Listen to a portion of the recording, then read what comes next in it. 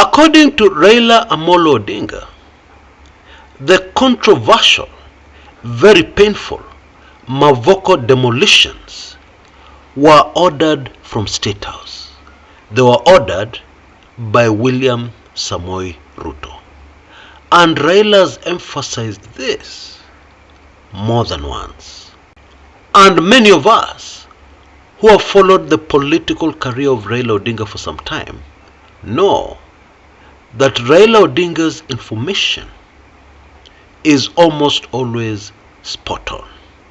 But there's more than that, because in this instance, we know there is conclusive evidence that indeed William Ruto and State House have a very direct interest on the very controversial Mavoko land.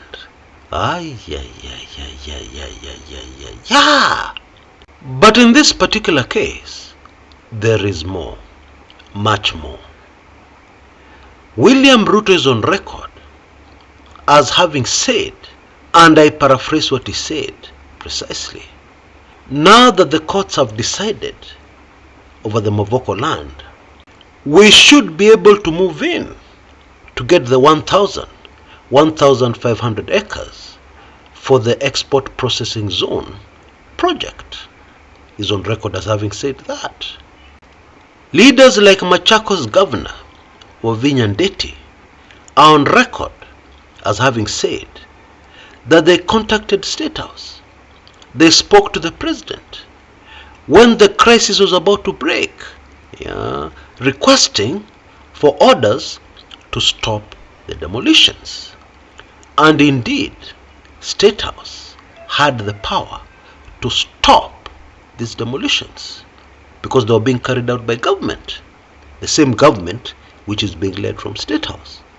But of course the demolitions did not stop. So why did the demolitions not stop? Unless of course State House knew exactly what was happening. And I'm afraid the clear insinuation here is that State House wanted the demolitions to proceed. What? And this is why Raila's sensational declaration, the first one which happened on Saturday 14th, at the Thanksgiving homecoming celebration of politician Enoch Wambua in Kitui, where he said that Ruto actually ordered the Mavoko demolitions. That pronouncement seems not to have surprised many people. Even the media did not take it up in screaming headlines, meaning that people assumed everybody knows that that is the implication, that is the insinuation. And Raila repeated the same thing yesterday in Kajiado, after church service, yesterday Sunday, 22nd October. I dare add that maybe Raila realized, kwani these people didn't hear what I told them, and decided to repeat himself yesterday at Kajiado after that church service. How do you see it? Anyway, if that is the case, Raila has a point. This is serious. This deserves the very serious attention of Kenyans. But on my show today, I would like to look at this from a slightly different angle. An angle that takes a deeper look at how the Ruto presidency does things. Okay? Because in my opinion, this was a deadly, tactical error. Let me explain. You see, demolitions have happened before. It's nothing new in Kenya. Under the presidency of Uhuru Muigai Kenyatta, the government demolished people's houses. So it's nothing new.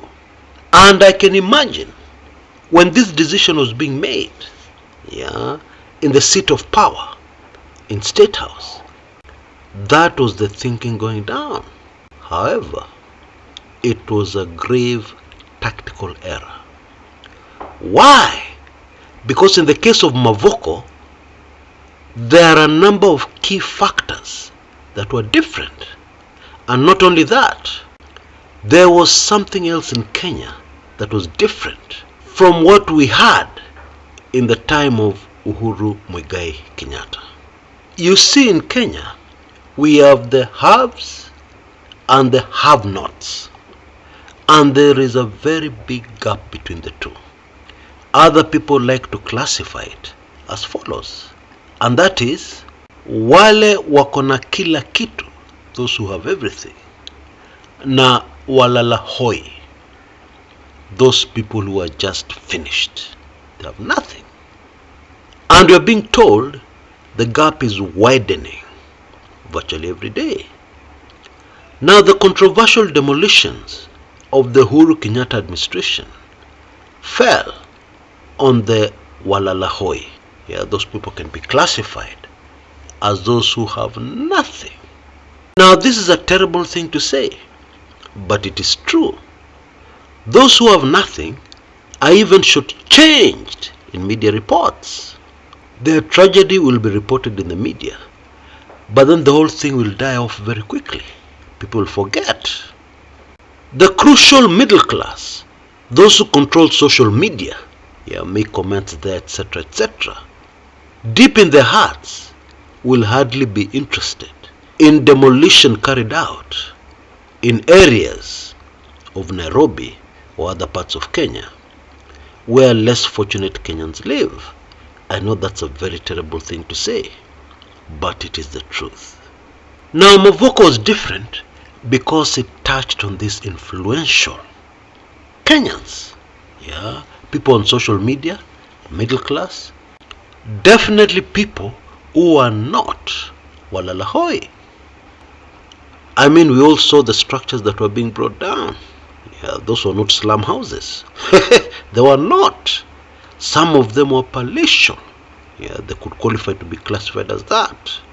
Apparently, State House failed to realize that not all demolitions are the same. Not every demolition is just a demolition. There are other very critical political factors that come into play. And even more important was the timing. What is happening in Kenya right now as these demolitions are being carried out? Kenyans are straining. Most Kenyans are in trouble financially. Many Kenyans are not able to put meals on the table on a regular basis for themselves and their families. Therefore, in that kind of environment, these demolitions happening was bound to be catastrophic politically. And that is exactly what has unfolded. It is super fascinating that the Kenya Kwanza administration has made a 180-degree turn in these manenos, at least as far as narrative is concerned, while distancing themselves from the original decision. And yet we have them on record, okaying, supporting, talking about the demolitions. I find that super fascinating because it tells us that the political impact of Mavoko is not small. Because if there was no impact, they would have stayed mum. If there is no impact, Kenya Kwanza would not have commented. If there was no impact, they would have continued with their Kifua narrative. Those were illegal structures on illegal land. So what are we discussing? Something like that. But that is not what happened. And the political impact for the government is even worse because of a factor most Kenyans have not yet realized. Now, Mavoko is in Machakos County, and therefore some Kenyans assume that most of the people who are affected were people from the county.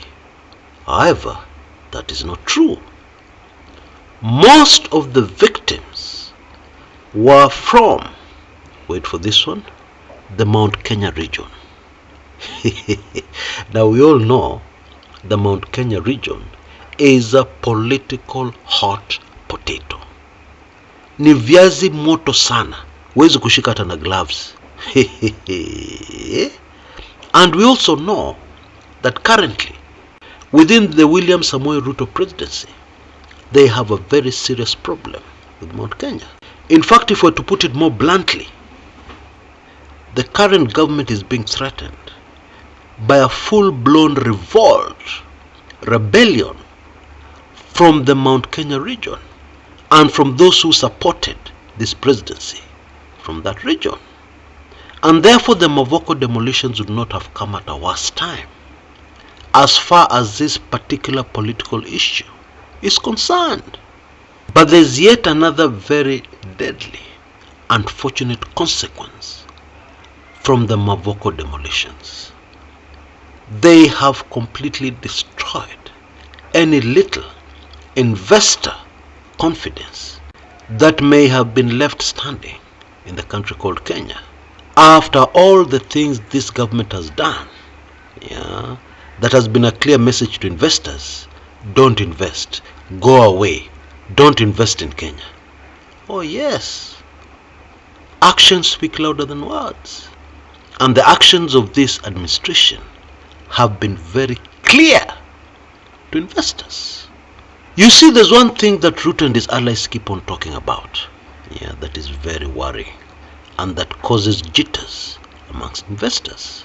And it is this narrative of reclaiming land that is idle.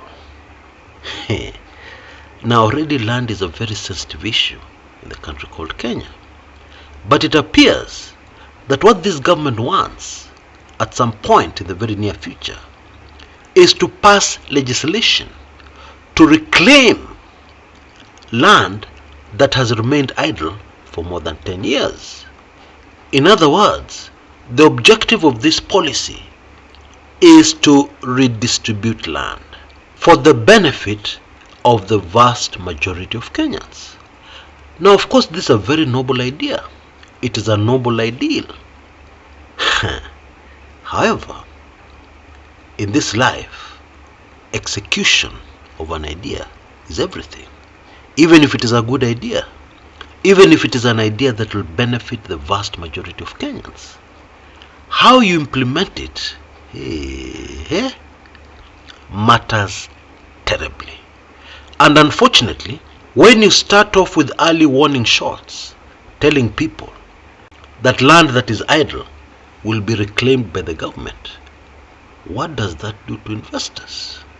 What does that do to large landowners, some of whom are foreigners? They've acquired a huge piece of land for their investment.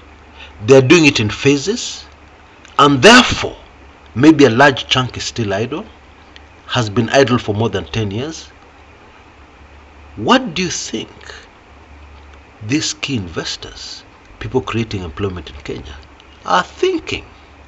Now, all these developments of Mavoko should really worry the original land grabbers, who, as we have said, and I know you've also heard from many other forums, are very important people in the nation called Kenya. And it would seem that the government will have no other option now but to throw all these wakubwa under the bus. Now that sounds very exciting. We cannot deny that fact.